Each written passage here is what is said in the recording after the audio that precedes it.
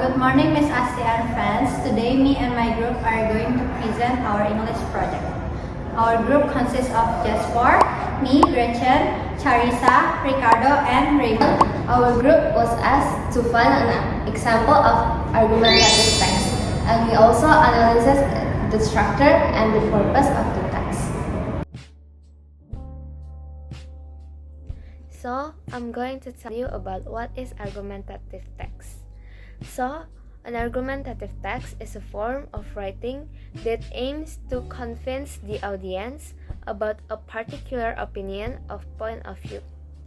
And it begins with a clear claim, and followed by reasons and evidence to support that claim. The writer also discusses opposing arguments to show why their opinion is stronger or more reasonable. Overall, the main purpose of an argumentative text is to persuade the reader to accept the writer's perspective. And next, I'm going to tell you about the purpose of an argumentative text. So first is to convince the reader to accept the writer's viewpoint or opinion on a specific issues. It does this by presenting strong reasons, reliable evidence, and clear explanation.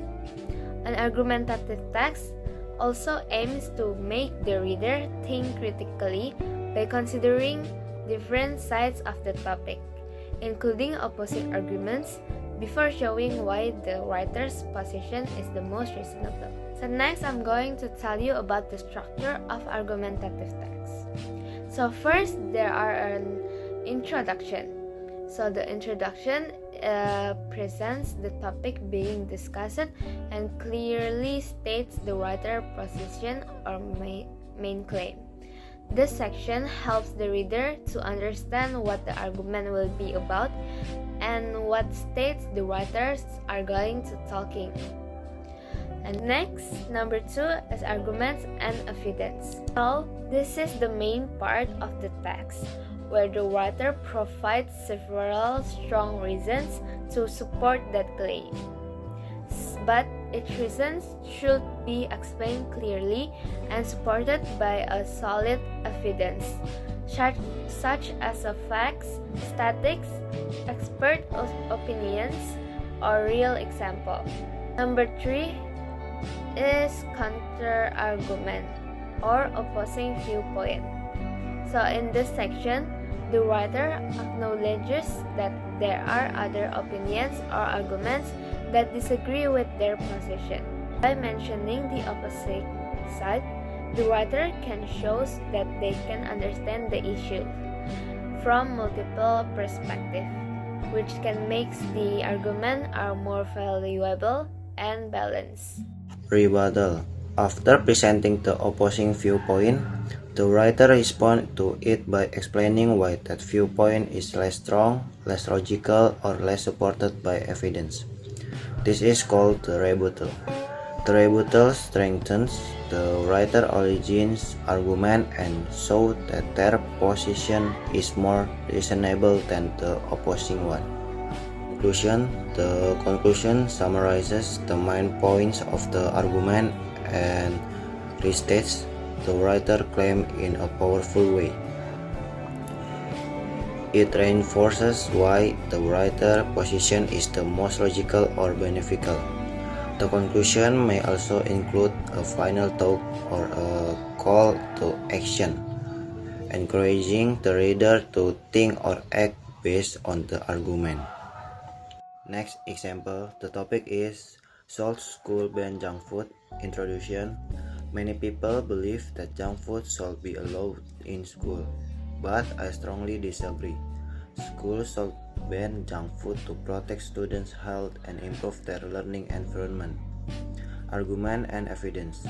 First, junk food contains high level of sugar, salt, and unhealthy fat, which can lead to obesity and other health problems.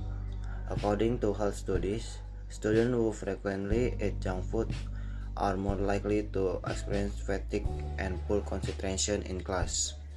Counter-argument. Some people argue that banning junk food limits students' freedom of choice. Counter-argument, some people argue that banning junk food limits students' freedom of choice. Rebuttal, however, the main purpose of school is to create a healthy and supportive learning environment. Protecting student health is more important than allowing harmful food choices. Students can still make their own choices outside of school. In conclusion, banning junk food in school is necessary to protect students' health and improve academic performance. School must take a responsibility by providing a healthier environment for all students. The article discussed whether teachers and school have the right to cut students' hair without consent. It argues that forced haircuts violate students' personal rights and can cause emotional harm. Overall, the article argues that schools should not cut students' hair. We choose this article because the topic is very relevant and interesting. There have been many cases of teachers cutting students' hair, which make this issue important to discuss. The article helps us understand students' rights and the proper limits of discipline in schools. Next is the purpose of this article. The first one is to persuade that teachers shouldn't cut students' hair without consent. To show that forced haircuts violate students' rights and dignity.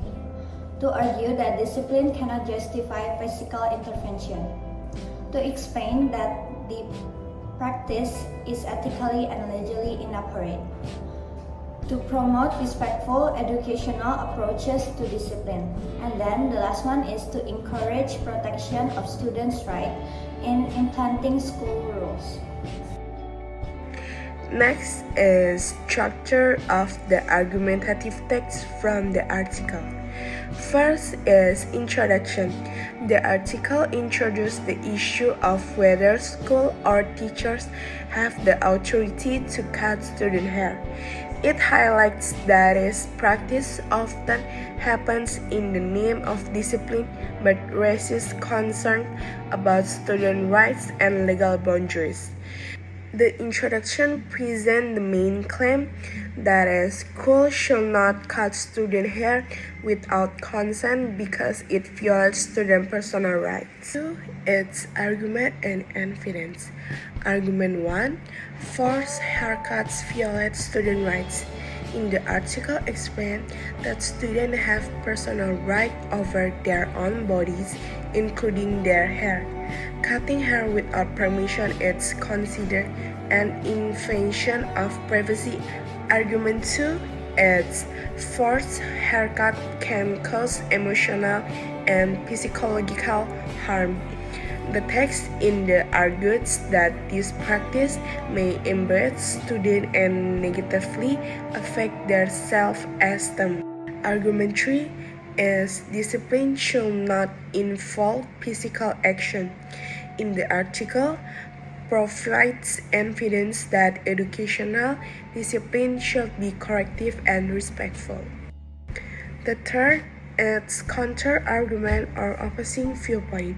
Some people believe that teachers need the authority to enforce grooming rules, include cutting student hair, to maintain school discipline and ensure a neat learning environment. Next is rebuttal. The article rejects this view by arguing that discipline does not justify violating students' personal rights. Schools can still enforce grooming rules without physically intervening. They can give warnings, call parents, or set clear procedures. Therefore, the need for discipline does not make forced haircuts acceptable or legal. Conclusion. The article concludes that schools and teachers should not cut students' hair without any circumstances without consent. It reinforces that students' rights must be respected. Discipline should be educational rather than punitive, and any school regulation must follow proper ethical and legal procedures. Next is our argument about the article. The first one is our argument. We agree with the article that schools should not cut student hair without any consent. Forced haircut can embarrass students violate their rights, and harm their confidence. Discipline should guide students, not to humiliate them. The second one is pro-argument. Students have the right to feel safe and respected. Forced haircuts cross personal boundaries and go against educational laws that require communication and parental involvement. Respecting students' rights creates a heal in their school environment. The last one is our contra-argument. Some argue that strict grooming rules help maintain their discipline and that teachers need authority to enforce neatness. Rebuttal. However, grooming rules does not justify cutting students' hair. Discipline should avoid physical action and use warnings, communication, or parental involvement instead. Students' rights and dignity must come first.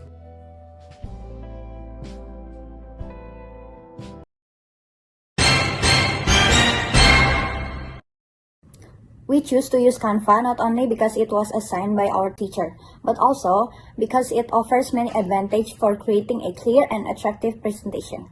Canva provides easy-to-use design tools, templates, and layouts that help us organize information neatly. It allows us to combine text, colors, and visual in a way that makes our argumentative points more engaging and easier to understand. Canva also supports teamwork, so our group could edit the project together and share ideas in real time. Overall, using Canva helped us present our argumentative more creatively, professionally, and effectively. Working on this argumentative text was a valuable experience for our team. We first had to understand the article and identify the main issue about teacher cutting student hair. We discussed different viewpoints, looked at real case, and compared opinions to create a balanced argument. Throughout this process, we learned to analyze both pro and contra sides, support ideas with reasoning, and organize the text properly. This project improved our critical thinking, teamwork, and writing skill, and helped us better understand students' rights and respectful discipline in schools. That's all from our presentation. Thank you for watching.